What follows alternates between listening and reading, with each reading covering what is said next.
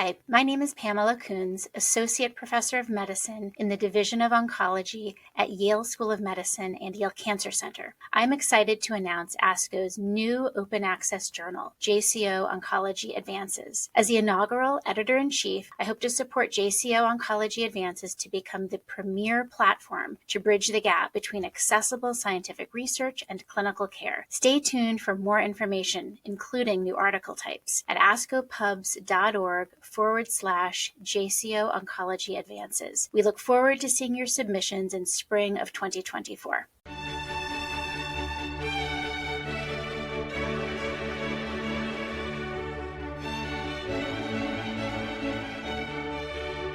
This JCO podcast provides observations and commentary on the JCO article Interim Fluorodeoxyglucose PET scan in diffuse large B-cell lymphoma treated with anthracycline-based chemotherapy plus rituximab by Violaine Safar et al. My name is John Sweetenham, and I am Professor of Medicine at the Cleveland Clinic Taussig Cancer Institute in Cleveland, Ohio, USA. My oncologic specialty is hematologic malignancies. The title of the podcast is Interim PET Scans in Diffuse Large B-Cell Lymphoma, More Than Another Biomarker. The role of functional imaging with FDG-PET for staging and end-of-treatment response assessment of patients with diffuse large B-cell lymphoma is now well established. It has been shown to be the most sensitive and specific imaging test available for this disease, and several studies have shown that the result of the end-of-treatment PET scan is highly predictive of subsequent relapse and survival.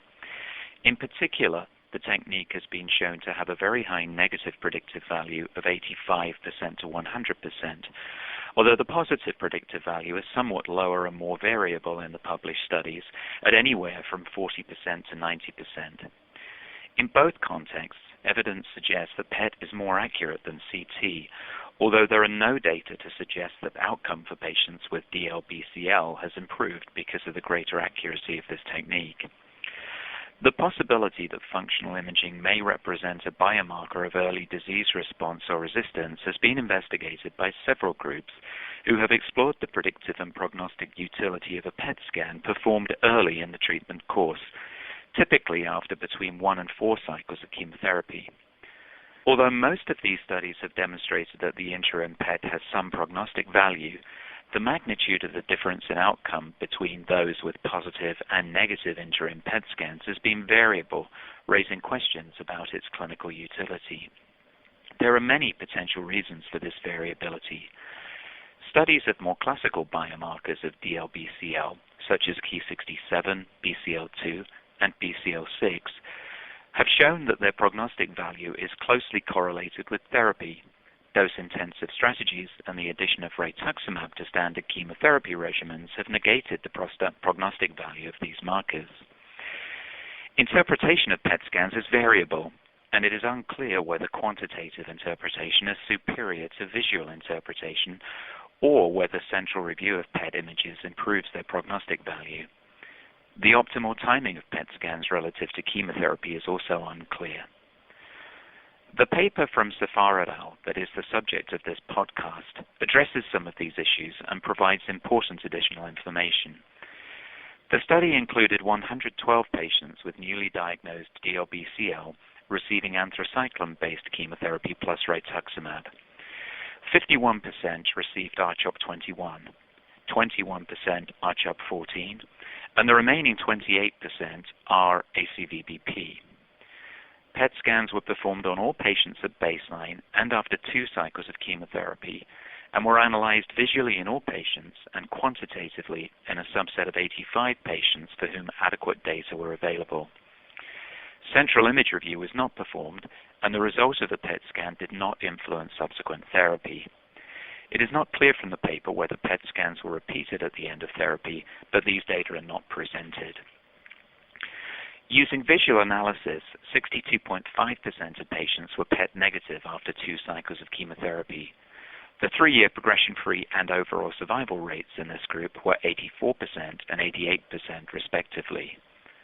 In PET-positive patients, the 3-year progression-free and overall survival rates were 47% and 62%.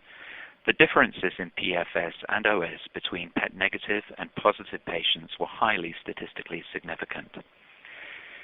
In the subset of patients for which PET was analyzed quantitatively, there was a marked difference in 3-year progression-free survival between PET negative patients at 77% and PET positive patients at 37.5%, but the difference in overall survival between the two groups did not reach statistical significance. The authors conclude that an early PET scan performed after 2 cycles of rituximab and anthracycline-containing therapy can effectively predict outcome in patients with DLBCL using either visual or quantitative analysis. There are several important take-home messages from this study. This is one of the first studies to suggest the value of interim PET as a predictive and prognostic tool in patients receiving a rituximab-containing regimen. In this respect, it contradicts the results of 2 previous smaller studies which had suggested that early PET was not useful in rituximab-treated patients. Although the authors do not present the data, they comment that interim PET was only prognostic for overall survival in patients treated with R-CHOP21 and not in those patients who received dose-intensive or dose-dense chemotherapy. This is an important observation and one that is consistent with the study from the NCI in HIV-positive patients with DLBCL receiving another dose-intensive regimen, dose-adjusted epoch rituximab. It raises the possibility that the utility of interim PET, like other biomarkers in DLBCL, may be highly treatment-dependent. It's unfortunate that this paper does not include data for the end-of-treatment PET scan, since emerging data suggests that this may provide more accurate prognostic information. Maybe the most important messages from this study relate to the current clinical utility of the interim PET scan. As the survival curves in figures 1 and 2 of the paper show, both the visual and quantitative analysis result in a reasonable separation of the progression-free survival curves. The results for overall survival are less impressive, even in the group analyzed visually. Where the difference in survival reaches statistical significance, review of the survival curve shows that the difference does not appear very striking, and in fact, the confidence intervals for this analysis are almost overlapping.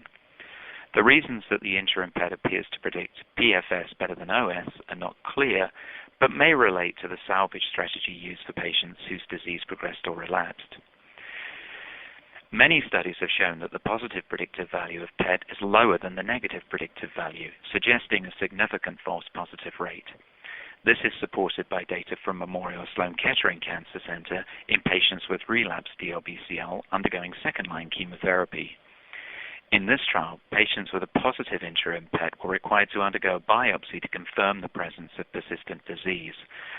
Only 5 of 38 PET-positive patients had positive biopsies. Although this is a distinct clinical context from that explored in the Safar et al. Paper, it underlines the need to be circumspect about interpretation of interim PET, particularly if a change of treatment is being considered. Probably the biggest limitation to the clinical utility of interim PET at the moment is knowing what to do about it. If early PET proves to be a reliable biomarker, its clinical utility will be twofold. Firstly, it will help to inform the patient and the physician about the likely outcome of treatment.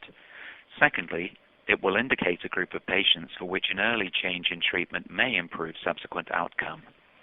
At the moment, there is no clear indication from completed clinical trials that early intensification of therapy, up to and including autologous stem cell transplantation, improves outcome in poor-risk patients.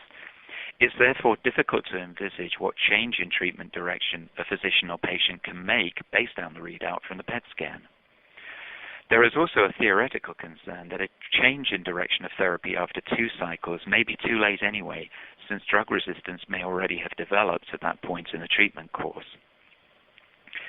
The concept of interim PET-directed intensification of treatment is now being evaluated in prospective clinical trials in patients with Hodgkin lymphoma by cooperative groups in the US and Europe, although data are unlikely to be available for 2 to 3 years. In the meantime, early PET is not a routinely used clinical tool in Hodgkin lymphoma. The same prospective approach needs to be taken in DLBCL. As the authors of this paper point out, current evidence supports the conclusion that interim PET has a prognostic role, but almost nothing else is known about how to use this information. Changes of treatment based on interim PET should only be considered in the context of well-designed prospective clinical trials with close attention to the technical issues involved in performing and interpreting the PET scan. Until these data become available, interim PET should not be considered as a clinical tool. For now, it is no more than another biomarker of uncertain therapeutic significance. This concludes this JCO podcast. Thank you for listening. For more original research, editorials, and review articles, please visit us online at jco.org. This production is copyrighted to the American Society of Clinical Oncology. Thank you for listening.